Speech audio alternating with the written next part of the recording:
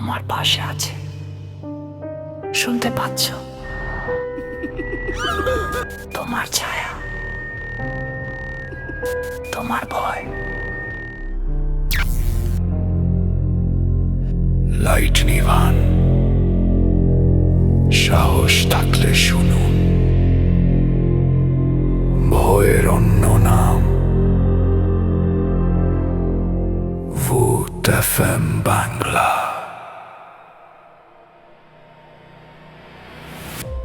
আসসালামু আলাইকুম এবং শুভরাত।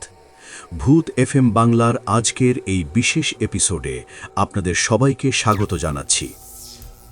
এটি কোনো সাধারণ ভূতের গল্প নয়, এটি একটি গ্রামের অভিশাপ, একটি পরিবারের ধ্বংসের করুণ কাহিনী। গল্পটি পাঠিয়েছেন অনিমেষ নামে এক যুবক। তার জীবনের সেই ভয়ানক রাতটির কথা আজ আমরা শুনব। দুর্বল চিত্তের মানুষরা সাবধানে শুনবেন, এই গল্পটি আপনার রাতের ঘুম কেড়ে নিতে পারে। চলুন শুরু করা যাক। অভিশপ্ত গ্রামের ডাক। আমার নাম আনিস। ঘটনাটা ঘটেছিল প্রায় 10 বছর আগে। আমি তখন সবেই ঢাকা বিশ্ববিদ্যালয় থেকে পাশ করে গ্রামের বাড়িতে গিয়েছিলাম। আমার বাবা মা চাননি আমি গ্রামে যাই, কিন্তু দাদির শেষকৃত্যে অংশ নিতে আমাকে যেতেই হলো। আমাদের গ্রামটা ছিল খুবই নির্জন, চারপাশে ঘন জঙ্গল, আর আমাদের পুরনো বাড়িটা ছিল গ্রামের একদম শেষ প্রান্তে। বাড়ির চারপাশে ছিল উঁচু প্রাচীর আর ভেতরে একটা ভাঙাচোরা উঠোন।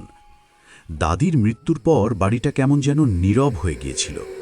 রাতে শুধু ঝিঝি পোকার ডাক আর দূর থেকে শেয়ালের হুক্কা হুয়া শোনা যেত। আমি রাতে ঘুমোতে পারতাম না, কেমন যেন অস্বস্তি লাগত। মনে হতো কেউ যেন আমাকে দেখছে।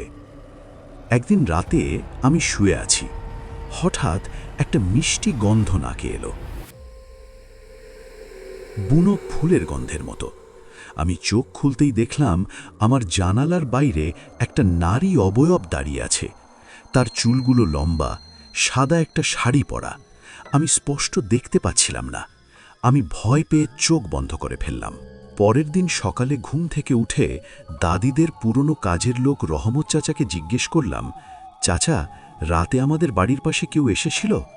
রহমত চাচা ভয়ে নীল হয়ে গেলেন। তিনি বললেন, বাবা, ওই সব কথা মুখেও এনো না। এই গ্রামে এক চুড়েইল আছে, সে রাতের বেলা ঘুরে বেড়ায়, আর বিশেষ করে আমাদের এই বাড়ির ওপর তার নজর। রহমত চাচার কথা শুনে আমার গায়ে কাঁটা দিল। আমি এসব বিশ্বাস করতাম না, কিন্তু ঘটনাগুলো এতটাই বাস্তব লাগছিল যে আমি অস্থির হয়ে পড়ছিলাম। প্রতিদিন রাতে সেই নারীর অবয়বটা আমার জানালার পাশে আসত। সে জানালার কাঁচের ওপর তার লম্বা নখ দিয়ে আঁচড় কাটত। একদিন আমি সাহস করে জানালাটা খুলে দিলাম। বাইরে কেউ নেই, কিন্তু আমি পরিষ্কার অনুভব করলাম কেউ যেন আমার পাশ দিয়ে বেরিয়ে গেল। একটা ঠান্ডা বাতাস আমার রুমের ভেতর দিয়ে বইল, আর সেই বুনো ফুলের গন্ধটা আরো তীব্র হয়ে উঠল। সেই রাত থেকে আমার ঘুম হারাম হয়ে গেল। রাতে বিছানায় শুয়ে থাকলে মনে হতো কেউ যেন আমার পায়ের কাছে বসে আছে, আমার চাদরটা টেনে ধরছে। আমি বিছানা থেকে নামলেই ঠান্ডা অনুভব করতাম, যেন কেউ আমাকে ছুঁয়ে যাচ্ছে। আমার ঘরের জিনিসপত্র এলোমেলো হয়ে যেত। একদিন সকালে উঠে দেখলাম আমার আলমারির পাল্লা খোলা। ভেতরে দাদির পুরনো একটা গয়নার বাক্স ছিল, সেটা বাইরে পড়ে আছে। বাক্সটা খুলতেই দেখলাম ভেতরে কোনো গয়না নেই, শুধু একটা ছোট্ট চুলার মতো জিনিস, আর তাতে কিছু শুকনো রক্ত লেগে আছে। আমি ভয়ে সেটা ফেলে দিলাম। সেদিন বিকেলে রহমত চাচাকে সব খুলে বললাম। তিনি খুব ভয় পেয়ে আমাকে বললেন, বাবা, তুই আর এক মুহূর্তও এখানে থাকিস না। এই চুড়েইল তোর রক্ত চায়। তোর দাদিকে সেই মেরেছে, এবার সে তোকে নিতে এসেছে।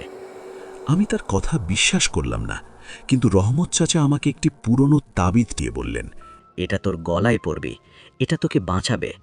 সেই রাতটা ছিল আমার জীবনের সবচেয়ে ভয়াবহ রাত। আমি তাবিজটা গলায় পরে শুয়েছি। রাত তখন প্রায় 3টে। হঠাৎ ঘুম ভেঙে গেল। আমার চারপাশে বুনো ফুলের গন্ধ। আমি চোখ খুলতেই দেখলাম সেই নারী আমার বিছানার পাশে দাঁড়িয়ে আছে। তোর তাবিজ তোকে বাঁচাবে না, তোর দাদিও পারেনি, তোর রক্ত আমার চাই। আমি চিৎকার করতে চাইলাম, কিন্তু আমার গলা দিয়ে কোনো শব্দ বের হলো না।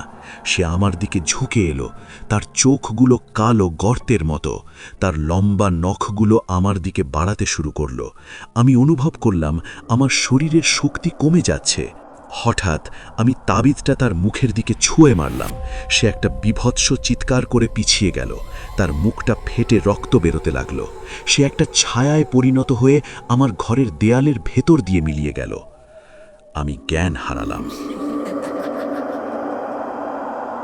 অর্ণব ভাই, এর পরের অংশটা আরও ভয়ঙ্কর। অনিমেষকে পরদিন সকালে তার পরিবারের লোকেরা অজ্ঞান অবস্থায় পায়। তাকে হাসপাতালে ভর্তি করা হয়। আনিসের শারীরিক অবস্থা ভালো ছিল, কিন্তু মানসিক অবস্থা খুব খারাপ। সে ক্রমাগত চিৎকার করে বলছিল, ওরা আমাকে নেবে, আমার রক্ত চাই। তার গলার চারপাশে কালচে দাগ ছিল। আমরা তাকে মানসিক চিকিৎসা দিচ্ছি। এই ছিল অনিমেষের কাহিনী। একটি গ্রামের অভিশাপ কিভাবে একটি পরিবারকে গ্রাস করে ফেলল। চুপ করো, কথা বলো না।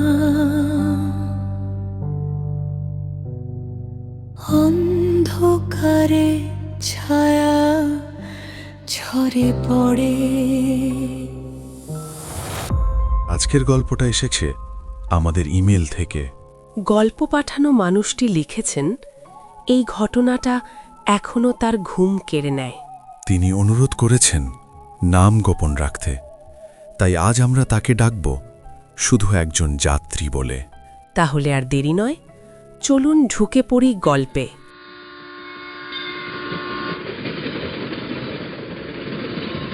আমি শেষ ট্রেনটা ধরেছিলাম বাধ্য হয়ে। রাত তখন প্রায় 12টা। স্টেশনটা অদ্ভুতভাবে নীরব ছিল। ট্রেন আসার সময় কোনো হুইসেল বাজেনি। চাকার শব্দ স্বাভাবিকের চেয়ে চাপা। আমি উঠে পড়লাম। কোচে আমি ছাড়া আর একজনই ছিল। সে জানলার ধারে বসেছিল। মুখটা পুরো দেখা যাচ্ছিল না। আমি বসার কিছুক্ষণ পরই সে হঠাৎ বলল, আপনিও কি বাড়ি ফিরছেন না পালাচ্ছেন? আমি চমকে উঠলাম। বললাম, বাড়ি। সে হেসেছিল, কিন্তু হাসির শব্দটা ঠিক মানুষের মতো ছিল না। ট্রেন চলতে শুরু করল। একটার পর একটা স্টেশন পার হচ্ছিল, কিন্তু কোনো স্টেশনেই ট্রেন থামছিল না। আমি ফোন বের করলাম। নেটওয়ার্ক নেই। সময় দেখাচ্ছে রাত 12:48। সময় আর এগোচ্ছে না। হঠাৎ লোকটা বলল, আপনি জানেন, এই ট্রেনটা কেবল তাদের জন্য যারা আর কোথাও পৌঁছতে পারেনি। আমি ঘামতে শুরু করলাম। বললাম, আপনি কি বলতে চাইছেন? সে এবার আমার দিকে ঘুরে তাকালো। তার চোখ ছিল না, শুধু কালো ফাঁকা গর্ত। সে বলল, আমরা সবাই এখানে শেষ যাত্রায় এসেছি। আমি দৌড়ে দরজার দিকে গেলাম, কিন্তু দরজা খুলছিল না। ঠিক তখন ট্রেনটা থেমে গেল। স্টেশনের নাম লেখা বোর্ডে শুধু একটা শব্দ, মৃত্যু। আমি চিৎকার করেছিলাম। আমি জেগে উঠলাম। আমি ছিলাম স্টেশনের বেঞ্চে। লোকেরা বলল, রাত 12টার পর এখানে কোনো ট্রেনই চলে না। কিন্তু আমার পকেটে ছিল একটা টিকিট। শেষ ট্রেন, গন্তব্য নেই। কিছু যাত্রা ঘুমে শেষ হয় না। কিছু যাত্রা শুরু হয় তখনই, যখন আপনি ভাবেন সব শেষ। আপনি শুনছিলেন ভূত FM বাংলা। পরের ট্রেন ধরার আগে একবার ভাববেন। ঘরের কোণে কিসের শব্দে কে যেন কাছে এসে দাঁড়ায়। আপনি শুনছিলেন ভূত FM বাংলা। ধন্যবাদ আমাদের সাথে থাকার জন্য। ভয়কে অবহেলা করবেন না, কারণ কিছু উপস্থিতি অন্ধকারে অপেক্ষা করে। ভয়কে ভালোবাসুন, আর অন্ধকারে কখনো একা থাকবেন না। ভূত FM বাংলা, কারণ কিছু গল্প শুধু গল্প নয়। লাইট নিভান, সাহস থাকলে শুনুন, ভয়ের অন্য নাম ভূত FM বাংলা।